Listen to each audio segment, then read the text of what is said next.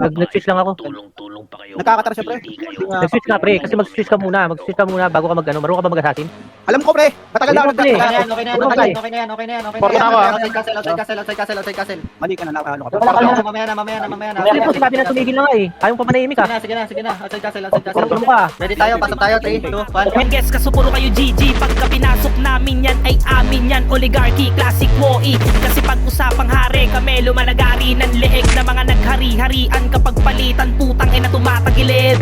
Bastusan ako mag-easy habang silang lahat ay nakafocus. Habang ako naman ay tila mahikero na palagi nakahokus-focus. Pagkatapos ng casting, ubusin pagpasok ang ending. Kung sino nakatayo sa pagkamulat na matay sigurado sa SP ang landing. Na tila ba nagtataka sa mga nangyaring eksena. Sinakop sila, ito yung alamat. Kasama si Nico at puwersa ng oligarchy. Lahat ay naka-organize, sumusunod lahat sa commander. Call the target, focus ang hitter sa target para magdapaan na lahat ng mga beater. Ang dami na naman maangas na nagsilabas ang contenders. Pero sa huli naman ay tinutumba lang mga weekly na loser. Putang ina magtawag pa kayo hanggang makasabay hoy beginner. Dalawa na mga bulok nyo naging kasibil parang bobo na streamer.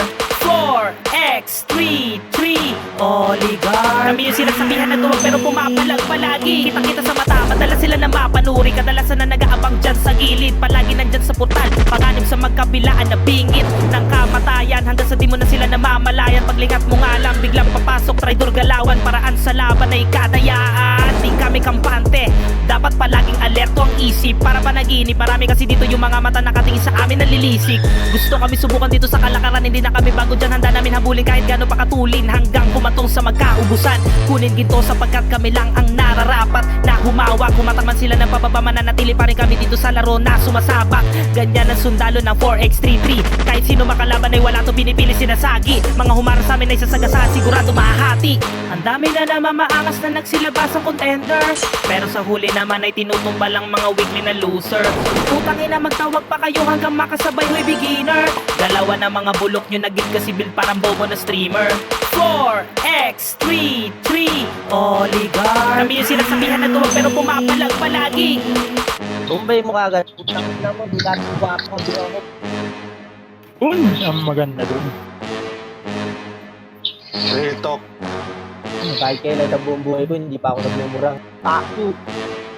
Kami ngayon beast mode na. Akala nila ito ay easy sa mga nakalaban nila na nakakaisa. Inaasam nyo makaisa habang kami naman ay nagkakaisa. Na para bang isang pamilya na nakalinya sa mga tunay nakasama. Habang kayo naman ay laso sa mga nakakasama nyo na plastic nak ng tupa. Sino pa yung mga nagsiga-siga? Pero sila pa yung nagbida-bida. Hanggang sa tira talikod sila mga bida-bida sa isa't isa. Sige saksak patalikod. Akala nyo naman kami mapapaluhod na pudpud na sa kakahintay na